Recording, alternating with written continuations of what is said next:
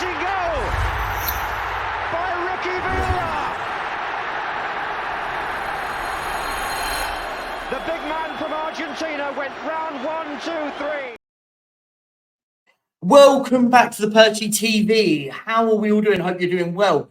I have been kindly joined by an Arsenal fan. I don't know if it's good, I don't know if it's bad, but we're going to have a great debate about it. How you doing, mate? Introduce yourself.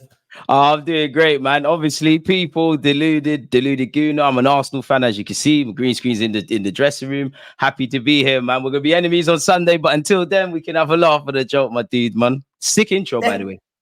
Cheers, thank you very much. Big up to you, mate. Big up to you. We're gonna talk all things Arsenal. I know we don't do it normally on here. All things Tottenham, we do that a lot on here. And I don't know why. The game of the year already. Let's start firstly with Arsenal.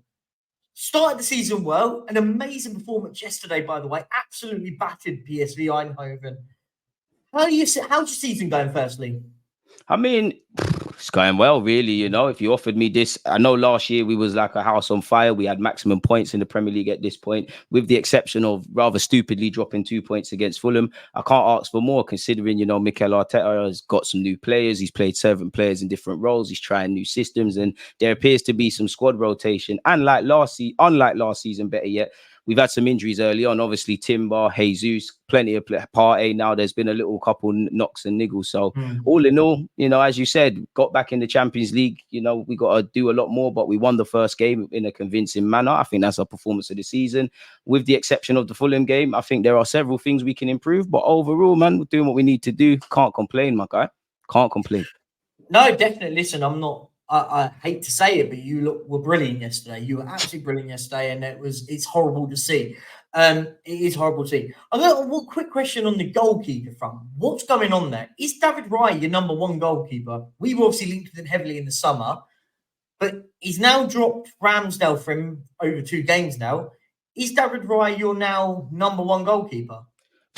Honestly, bro, it's a question that in truth only Mikel Arteta can really answer, because I don't know. You know, you've got 2 keepers. Raya played every game for Brentford. He's trying to make inroads in the Spain national team, similar to Ramsdale, obviously, for England. You know, it's a Euros year, so I'm sure both players want to play. Raya was one of our targets before we signed Ramsdale, because what Mikel Arteta does, obviously, there's similarities between the two and how the goalies play. Honestly, I don't know, because Ramsdale started 4 Premier League games. Raya started 1. Obviously, Raya's also kept his place in the team with PSV. Personally, I would like to see Raya get a run. I'm a big fan of Ramsdale. I just would like to see what Raya has to offer.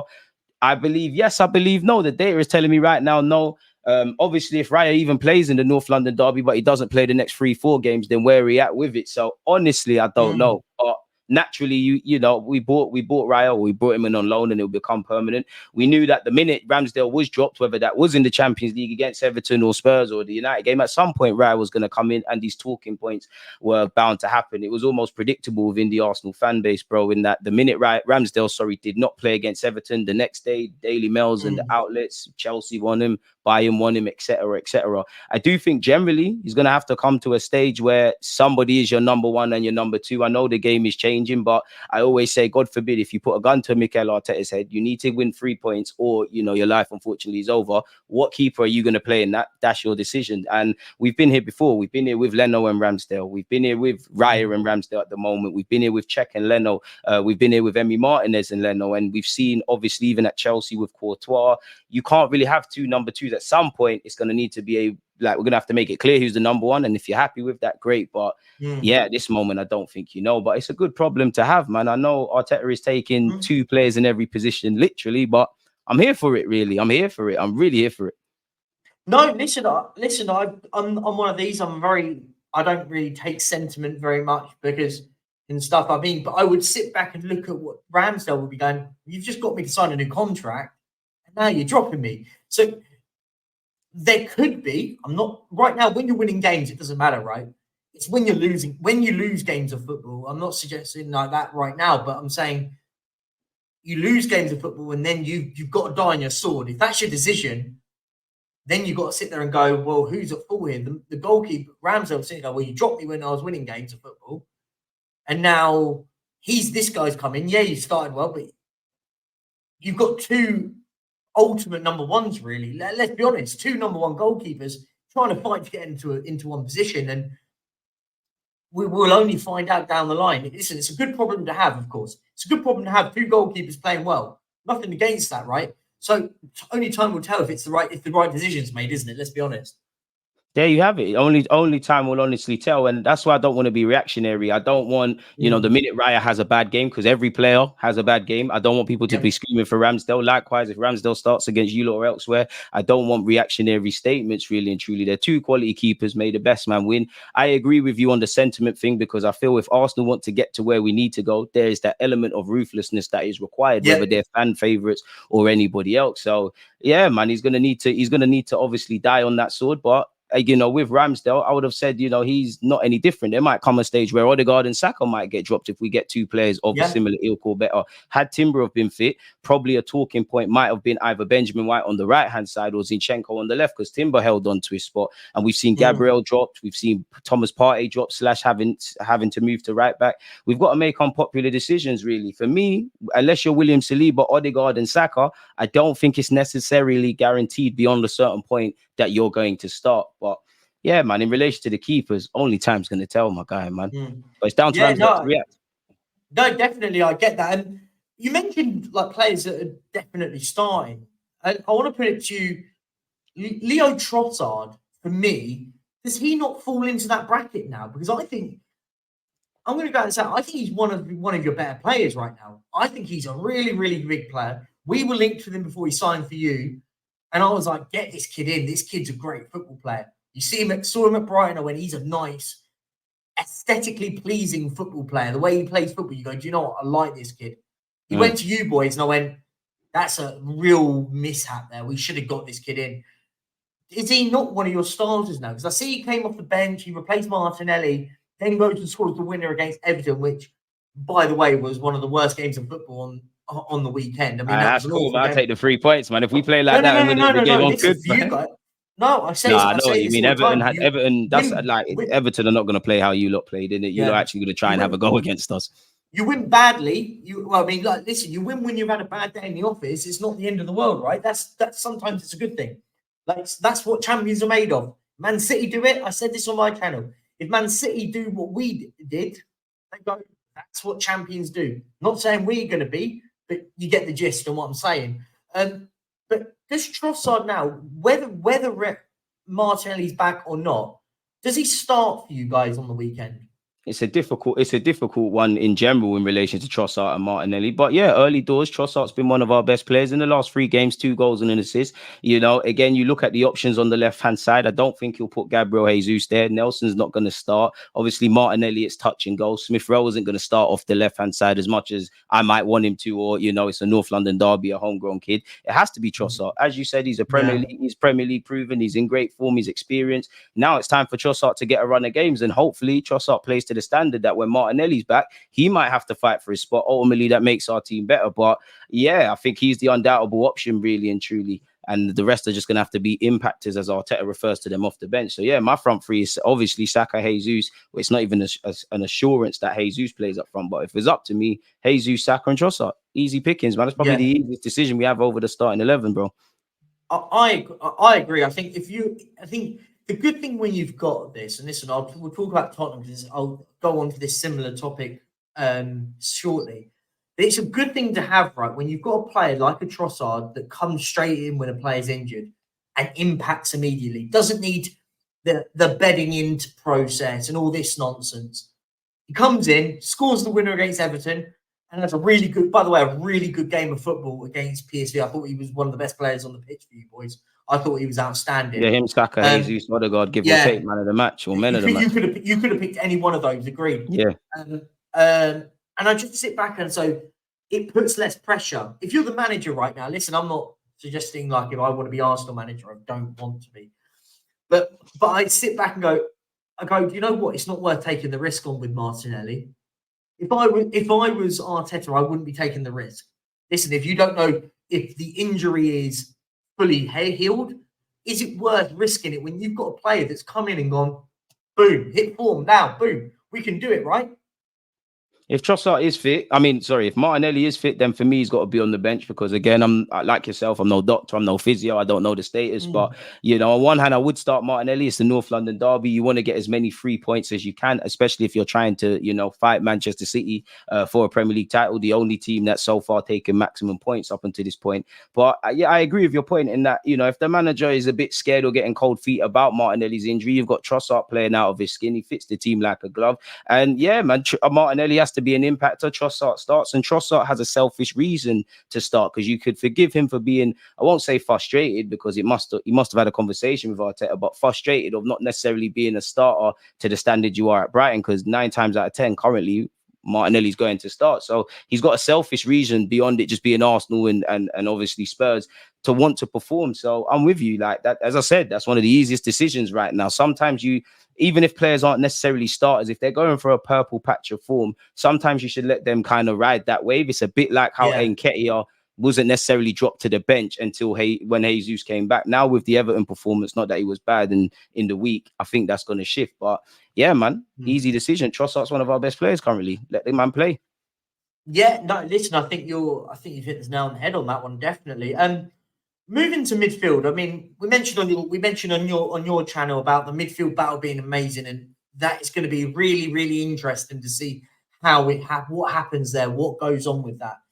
We look at the midfield and we talk about injuries, and we'll use the injury one that Spurs' midfield at the moment. Bissouma, Sarr, Maddison. The big name that's missing out of that is Rodrigo Bentancur, who's still out injured. Very, very good technical player. Now, I'm going to ask you the question, and again, you've got to put yourselves as the manager for Tottenham, which you probably don't want to do, but I'll ask you the question on this. Does Bentancur go straight back into that team from in midfield? He won't, obviously, this weekend, he's still out injured, but there's a lot of talk between Tottenham fans going, well, hang on a minute.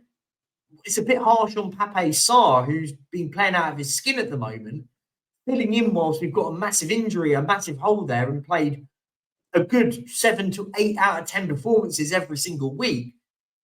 Does Bentancur walk straight back into Tottenham's midfield? It all depends, really and truly. The first thing that really matters is his level of fitness. Clearly, he's going to be rusty. He's not going to be fully match fit. So once that status is established, it's down to the manager. Again, I think Sarr's been playing well. As you said, he doesn't necessarily deserve to lose his spot. I would say just, what is better tactically for the team, because, Sarr is fit. He's doing all right. It sends a good message that you can obviously earn a spot. But at the same time, if I was a manager, ultimately it's your job, innit? Like, it's your job on the line, because football fans are fickle. That goes for every football fan in the world. If Bentancur, for all of these contacts, doesn't start and you don't have the game, the same fans that were waffling about Sarr playing, they're going to waffle about Bentancur. Yeah, I get that. Bang on. I'd probably bet on Bentancur if I was honest with you. Nothing to do with Sarr. It's just you want your best players out there, essentially, and what they can give to the team, especially with what you lot have displayed so far this year. But you can never win, can you, really? Yeah, really. Yeah. You got managers die on their sword, and we had this with over the weekend when Spurs fans were going, "Make the changes, make the changes." I mean, the manager came out at the end. We've been there with Arsenal fans and Arteta, 100%. But Postecoglou, and this is what I really like about this manager, and I don't want to sort of talk about it too much. And I sit back and I talked about it and I went, why is he not making subs at 60 minutes? We get that we can't break Sheffield United down. We can't do it. Changes get made on the 75th minute after they scored, and everyone goes, oh, now we're making changes when we go 1-0 down. But the manager came out in the press conference, which I really like about him, because he just says it how he went.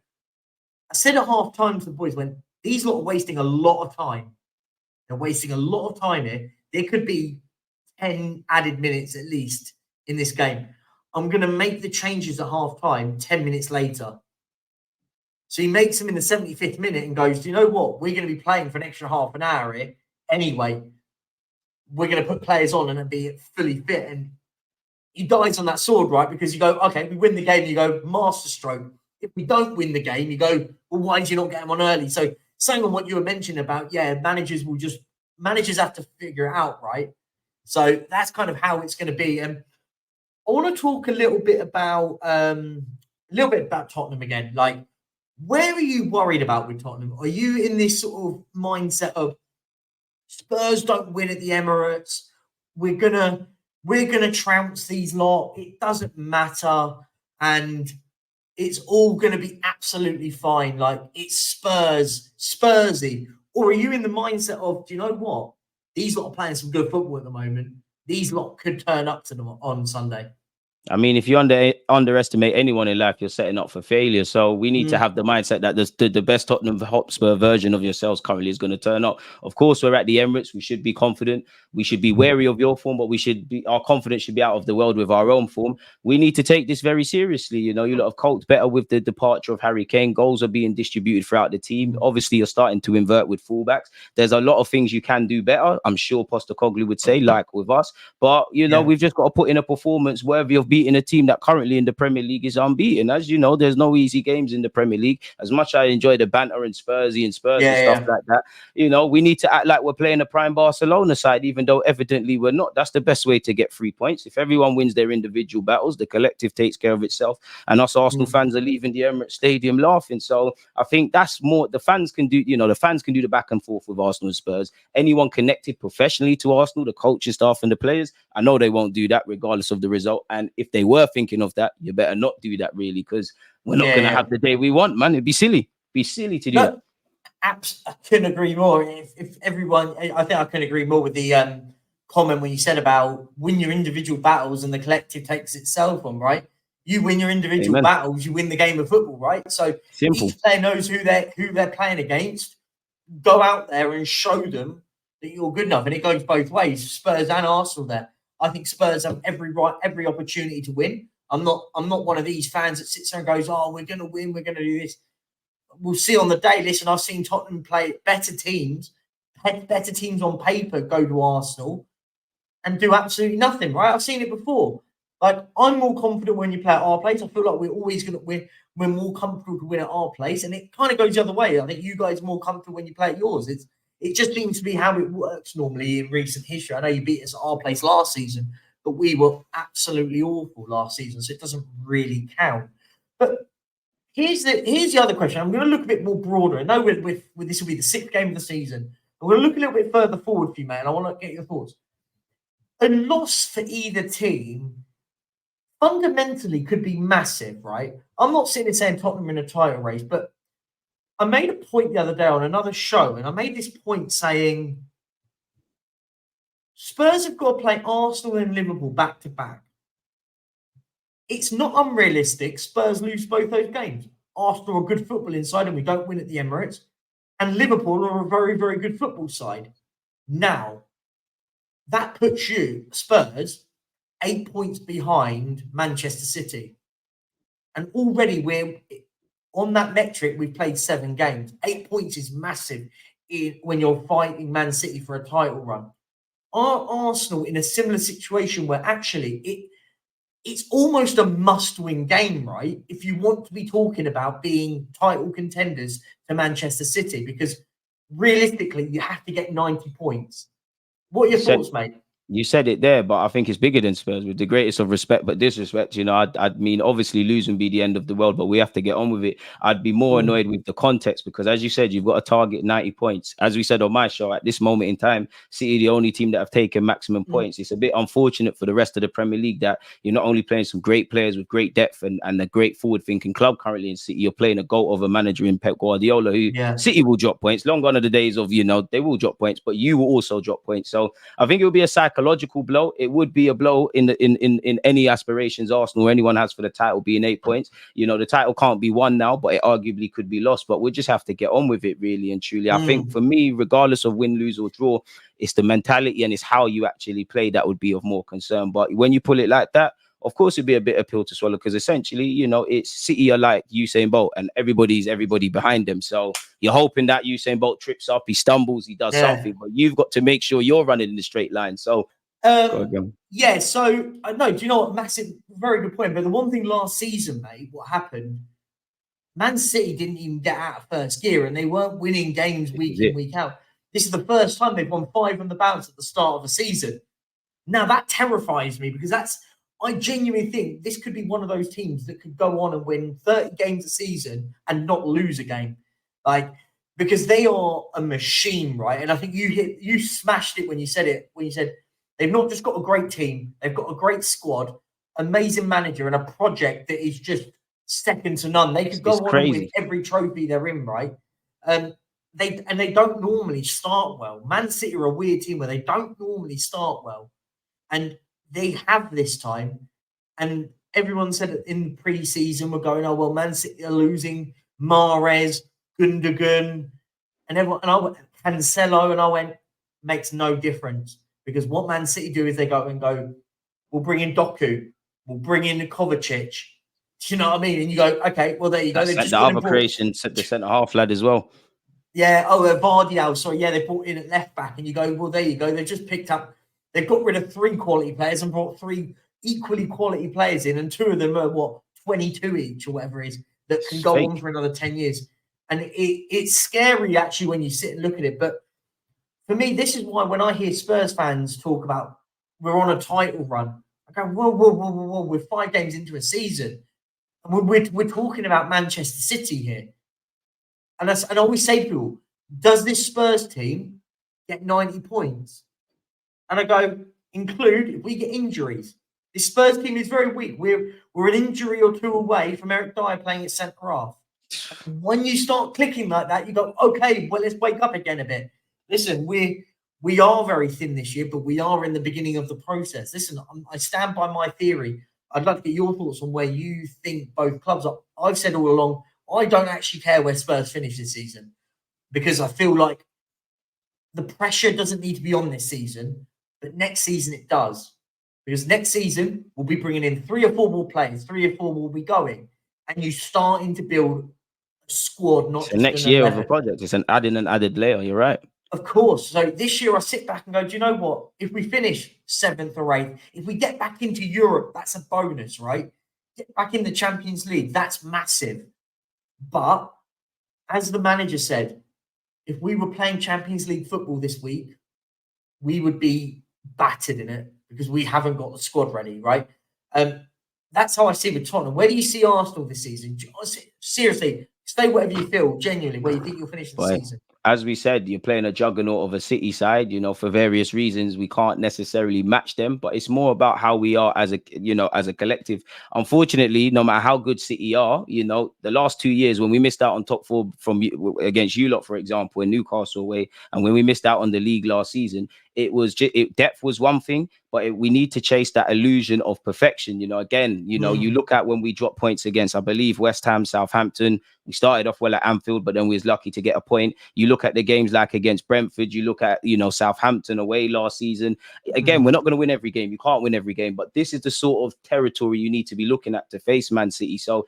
I don't want to talk about finishing second best. If you can win a league title, then great. But it's just about taking the good from last season and making it great, and the evident failings we have as a club currently, for as good as Arteta is doing, and take it to another level. In terms of the project and things, it's about building us into being title contenders / winners in the next near future. And I can say, in the last few years, definitely this last 2 years and a bit, it's been the best time to be an Arsenal fan, purely because for all the tacticalness and doing the right things on and off the field, just some belief, man. The club's breathing again. It's a nice atmosphere. The Emirates became a pantomime. Let's be honest. We've come a long way from, the Xhaka stuff. I was at the stadium for that game, and that was one of my lowest points, being at our new stadium, if I'm honest with you. So, yeah, man, it's just about taking the good to making it great. And then for me, anyways, improving to a scale where I can genuinely believe that, as you said, we can get 90 plus points. If that is achievable, then you can talk about pipping City. And to go back to Man City, anyone's going to feel the departures they made, and they haven't necessarily played amazing in these games, but they've got the points. And people are forgetting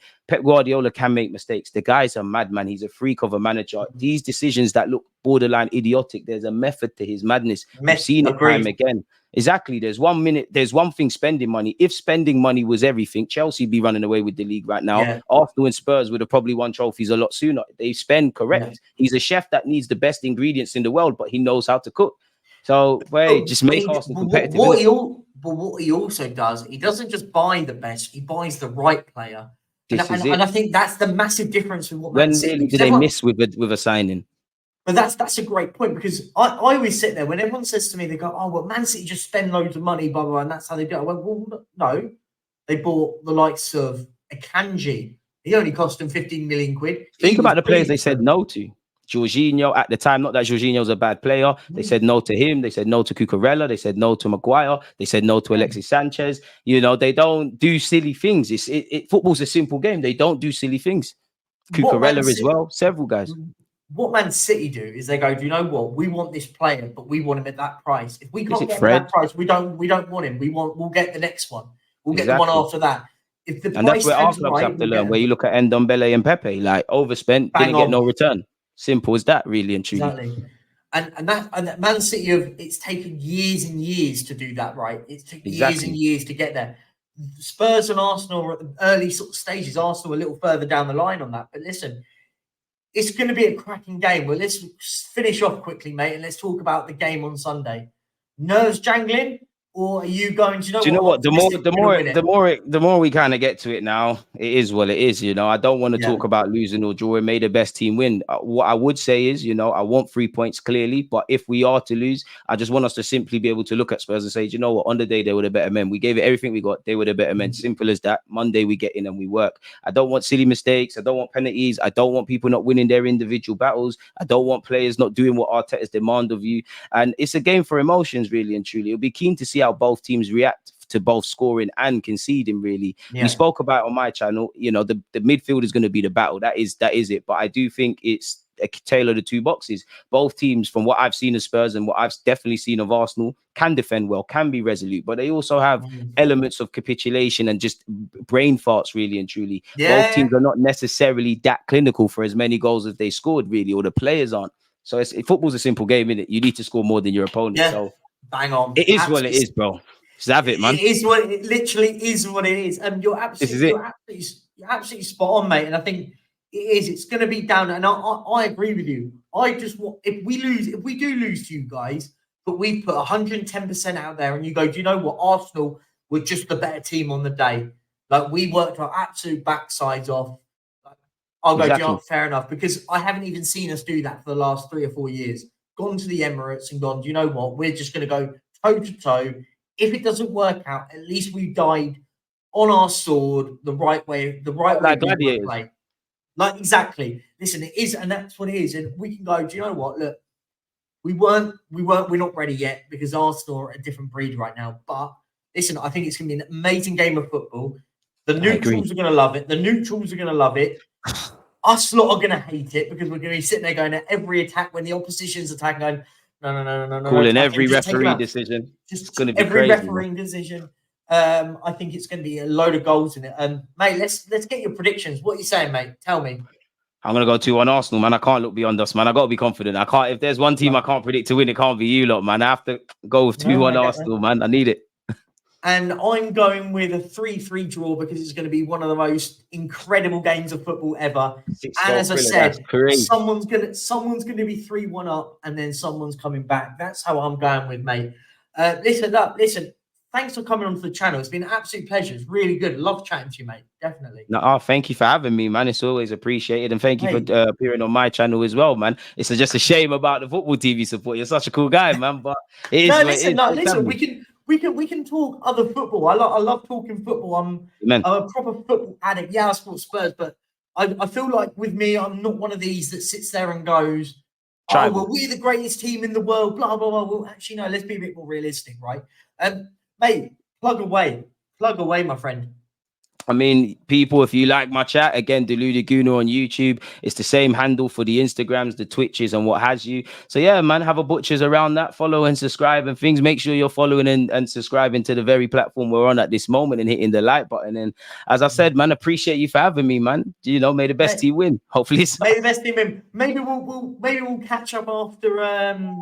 Maybe we'll catch up after the game. Maybe on Monday. Definitely. And see. Definitely have a little bit of a chin wag there. Definitely. But yes, as I said, thank you for coming on. Absolute pleasure, Appreciate it, man. And listen, enjoy the rest of your week, mate. And on Sunday, I hope you lose. And right back at you, my guy. And guys in the chat, if you're the chat and guys watching on playback, blah blah blah blah, make sure you like and subscribe. Go over to Deluded Gooner and make sure you go and subscribe. Listen, appreciate it. It's all fair and love and war, right? And amen. Listen, help all YouTubers out. Doesn't matter where they are. Listen, we all put content out. We all take time about our day and stuff like that. So make sure you go and help everyone out. And guys, I'm going to leave you guys on our former striker that went and battered Man United last night. See you later, guys. Catch you later. Peace. And here's Kane! He sits on Tottenham's loftiest perch, beyond even the great Greaves. Spurs' most lavish scorer of all time.